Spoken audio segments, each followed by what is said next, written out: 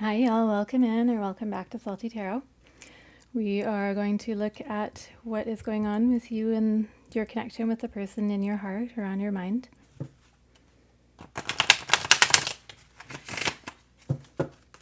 Spirit, please tune me into the collective and their connection with the person in their heart or on their mind.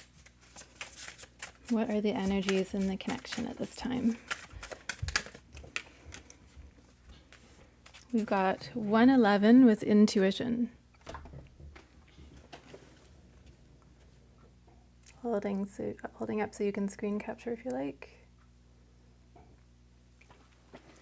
So it says moderation, patience, flow, clarity, joy, movement, self-realization, taking action, and unconditional love. Time to implement long-cherished ideas. You're on the right track toward making your dreams and visions a reality. The right people, circumstances, and resources are being sent your way. Happiness and new opportunities are at hand. Trust in the process.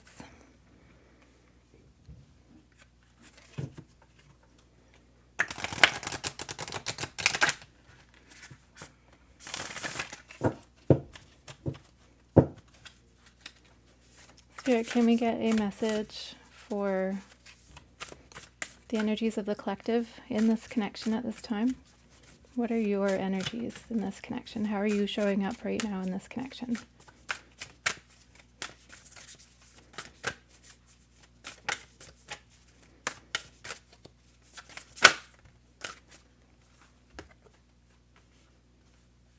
Just came out with Shaman's Mirror. And what are your person's energies at this time? Pink roses might be a sign for you. Hummingbirds. Clowns. Notice she's got a little bell at the bottom of her hair. Feathers. And for your person, we've got Mother of Star Nations. Okay, so I'm going to read out a little bit of the description from this one, Shaman's Mirror. So the energy that you're in is coming through as, there's many metaphors of the mirror in here, but I like what it says here. A pause to reflect lengthens that magical moment of liberating potential that occurs between action and reaction. In that moment, there is precious power to halt karma in its tracks. To access such karma-clearing potency, slow down and look deeper. The dynamics happening around you are veiled pathways to better understand the dynamics within you. Be patient and contemplative to understand what is taking place, what belongs to another, and what belongs to you. Only then can you realize what is being asked of you at a spiritual level. There is an empowered inner response to an outer trigger that will bring you peace while stimulating wise action on your part. And so it talks about the mind as a mirror.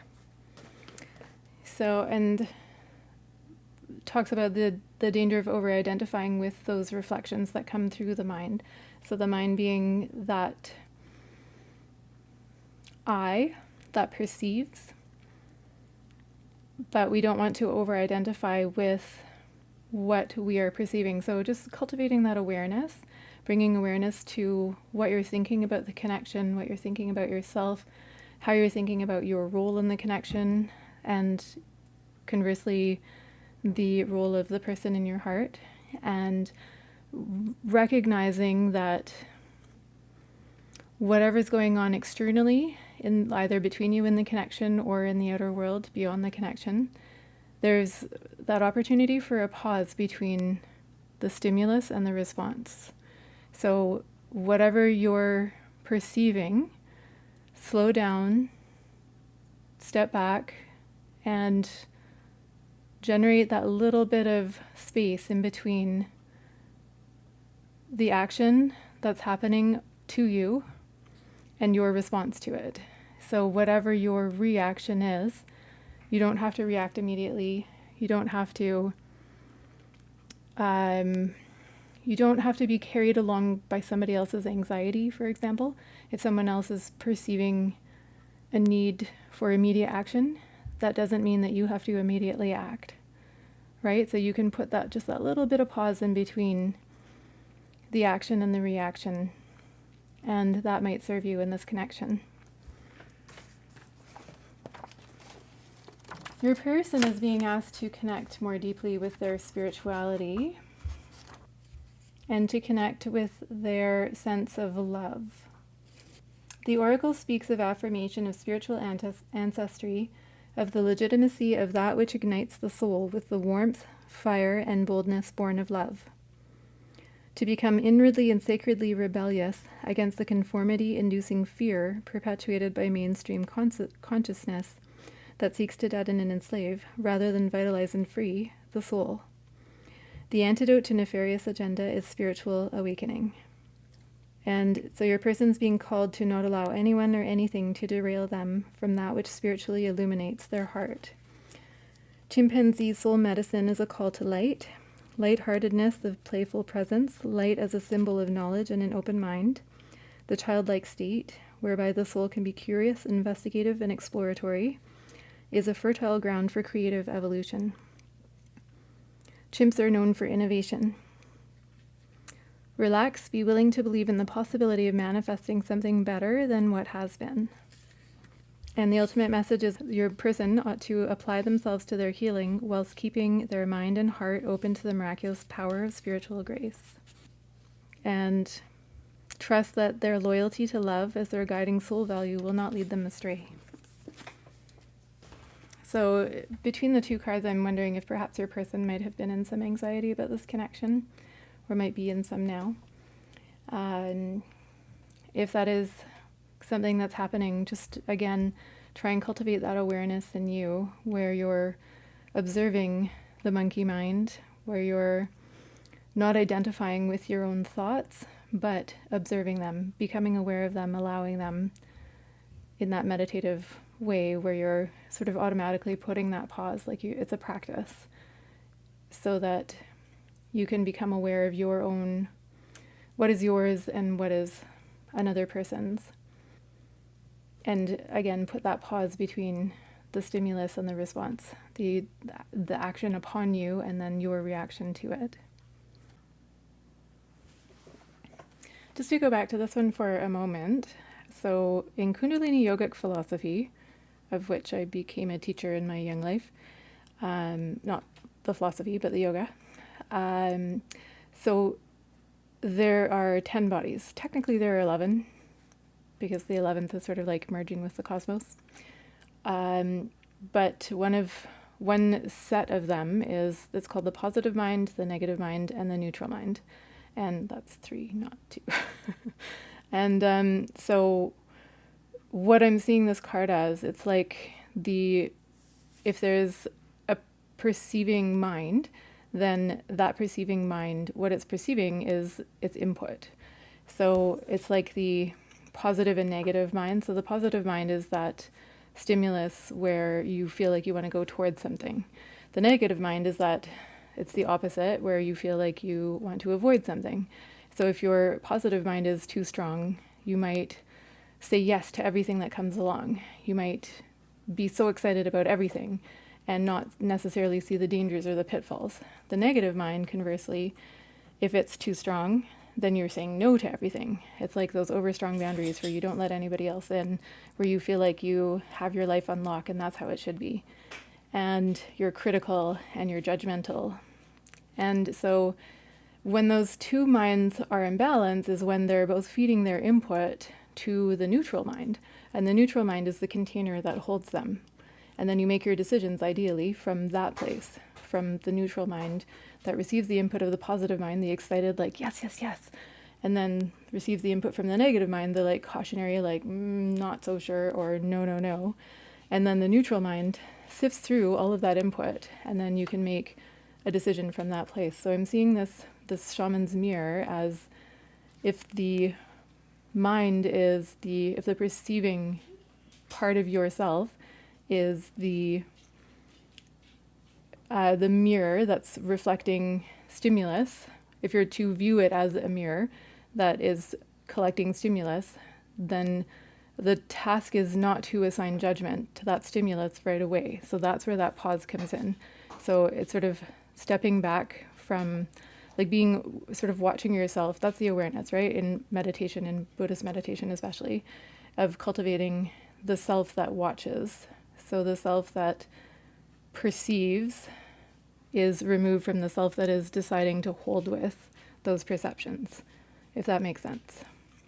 So rather than seeing something and deciding that that is what you have seen, you're stepping back and saying, oh, my reaction to that situation was when that person made that comment, I felt like they thought that I was stupid. I don't know, to take a very trite example. It could probably be a little more specific and it would be more colorful. But anyway, so rather than holding with the idea that that person thinks you're stupid, or that you felt like they were trying to make you think you're stupid or whatever, instead you're sort of putting that little bit of a pause and saying, oh, like my reaction to what their part in that interaction was to feel like I was stupid, or like I was being made to feel stupid. And where's that coming from in me? Is that coming from something that is external, like that they said or did? Or is it coming from maybe some internal patterning of my own? And if you sit with that, if you're able to sit with it, whether in meditation or in a quiet moment or journaling, then you might follow that trail back and back and back and back until you get to whatever childhood moment informed your reaction in that interaction, if that makes sense. Okay, so we're going to look at what's going on in your connection with the person in your heart. So I've pre-shuffled. Spirit, please tune me into the energy of the collective and what they need to know about the connection at this time with the person in their heart or on their mind. And so how does your person feel about you at this time? What are their feelings about you at this time?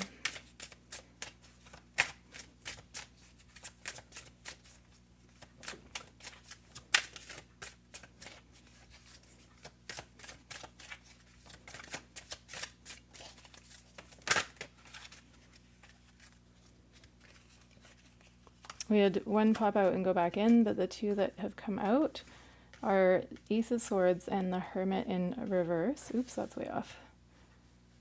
Sorry, I'm used to my previous screen where I couldn't get the bottom part of the screen to show. And then bottom of the deck, we've got Judgment in reverse.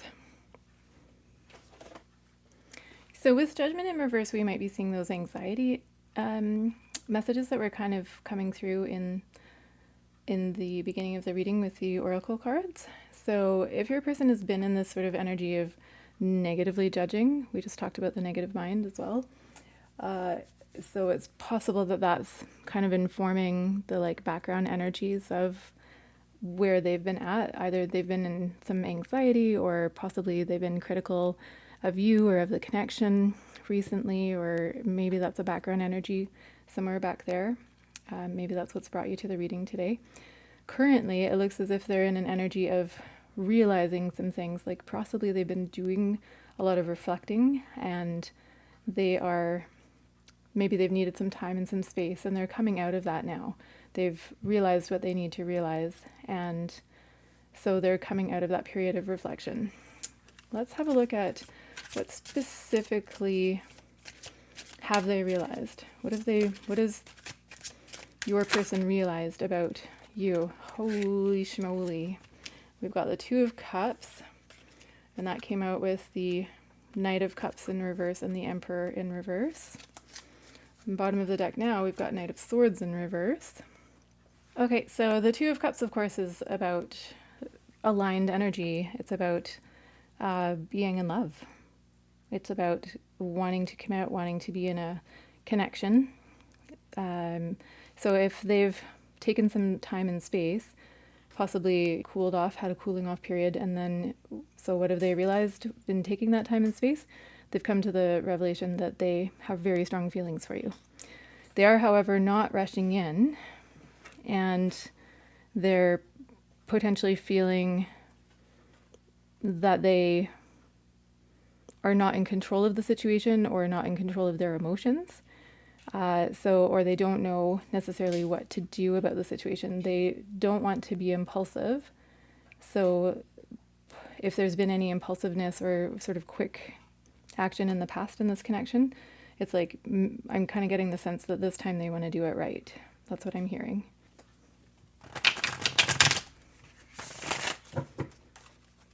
What are your energies in the connection at this time?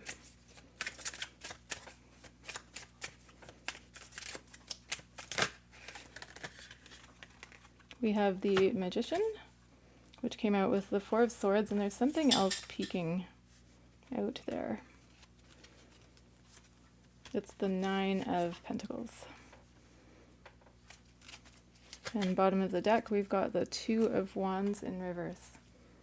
So you perhaps haven't been taking too much action in the connection in recent times, or in the sort of in the past up until now, but your current energies are of feeling very empowered to come out of whatever pause you may have been in with this person. So if things have not been moving forward, you're feeling very, very content and satisfied, and you're in a good place, and feeling like you have the resources that you need to move forward in the connection in your life. You feel like there's a lot of abundance there, and you may even be feeling quite independent within the connection or in relation to the connection. You just sort of feel like you're in a good place, and if you're not feeling that right at this moment, then it looks as if you'll be feeling that very shortly.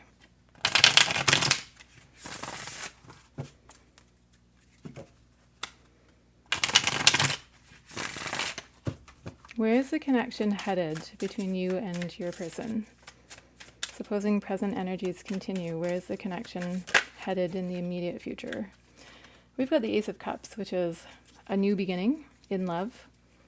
It's very strong emotional connection at a nascent level, so not an established relationship necessarily, but that sort of beginning prompt that could potentially get you there. We get a clarifier for the Ace of Cups. We have Death, Queen of Swords in reverse, and Judgment in the upright.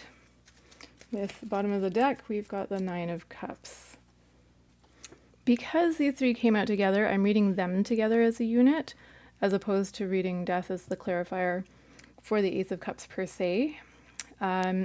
Death, rather than being the death of a connection, can refer to a very strong transformation. So again, if you have had a pause or some kind of separation, then in that sense, it could be that that phase is coming to a close and you're entering a new phase, which is suggested by the Ace of Cups.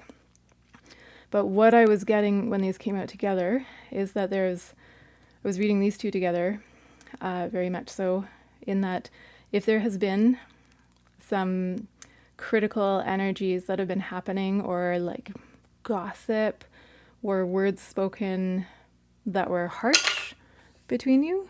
Sorry, that was a cat causing ruckus. Oh no, don't do it. Don't do it, kitty cat. He's trying to get over here. He's going to get his butt right in the middle of this reading. I can tell he's going to figure it out.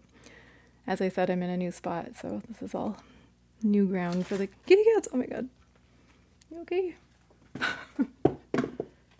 Yeah, he's making his way. Okay, so if there's been some critical words spoken, any sort of harshness, if somebody's been very much in those mind energies rather than heart energies and has expressed verbally, like very strong boundaries, maybe too strong boundaries, then that's what will be transforming. And it looks as if the outcome is essentially it's looking very, very positive. So satisfaction, wish fulfillment is the background energies here.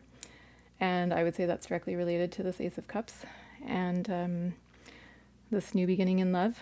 And then with Judgment, we've got that sort of like I can hear the trumpet, like, oh, and it's like being called up into a new phase, a new beginning.